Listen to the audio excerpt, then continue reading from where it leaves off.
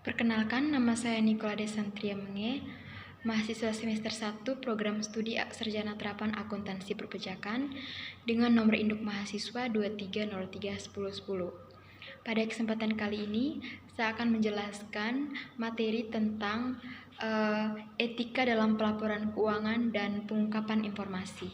Yang pertama, etika akuntansi adalah cabang etika yang berkaitan dengan prinsip dan standar moral yang harus diterapkan dalam praktik seorang akuntan.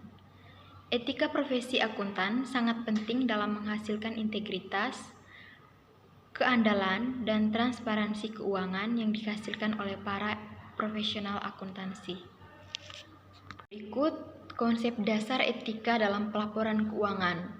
Konsep dasar etika pelaporan keuangan ada integritas, objektivitas, transparansi, dan tanggung jawab. Yang pertama, integritas. Integritas adalah sikap seorang akuntan yang melaporkan laporan keuangan yang menampilkan kondisi suatu perusahaan yang sebenarnya, tanpa ada yang ditutup-tutupi atau disembunyikan.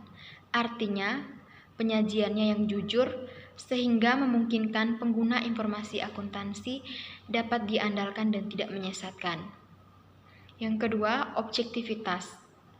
Sikap objektivitas ini mengharuskan akuntan untuk menjaga independensi mental dan profesional dalam pengambilan keputusan.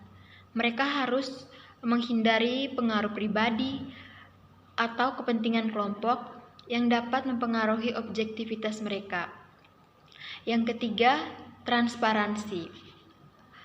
Perilaku transparansi merupakan perilaku yang memberikan keterbukaan kepada seluruh pihak-pihak yang berkepentingan seperti masyarakat, pemegang saham, pengusaha, pemerintah, dan seluruh pihak-pihak yang berkepentingan. Yang keempat, tanggung jawab. Nah, sikap tanggung jawab ini untuk memberikan reputasi dan integritas profesi mereka dengan menunjukkan tugas-tugas mereka dengan kejujuran, kecerdasan, dan keahlian yang diperlukan. Ketiga, tantangan etika dalam pelaporan keuangan. Yang pertama itu ada manipulasi laporan.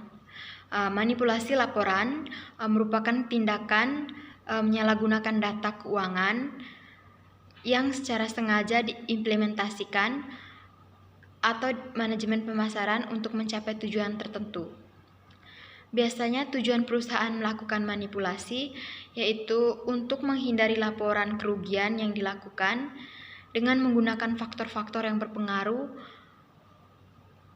pada beberapa hal yang dilaporkan, yaitu rekening-rekening yang masuk ke laporan laba rugi. Yang berikut adalah konflik kepentingan. Akuntan seringkali berhadapan dengan situasi di mana kepentingan klien bertentangan dengan prinsip etika yang harus ditaati. Dalam situasi ini, akuntan harus mampu membuat keputusan yang adil dan memperlakukan integritas dan mempertahankan integritas mereka. Yang berikut, pengaruh praktis etis terhadap citra perusahaan dan kepercayaan investor. Praktik etis secara keseluruhan memiliki pengaruh yang signifikan terhadap citra perusahaan dan kepercayaan investor. Praktik etis mencakup kepatuhan terhadap standar moral dan nilai-nilai yang terdapat dalam bisnis dan komunitas perusahaan yang sedang beroperasi.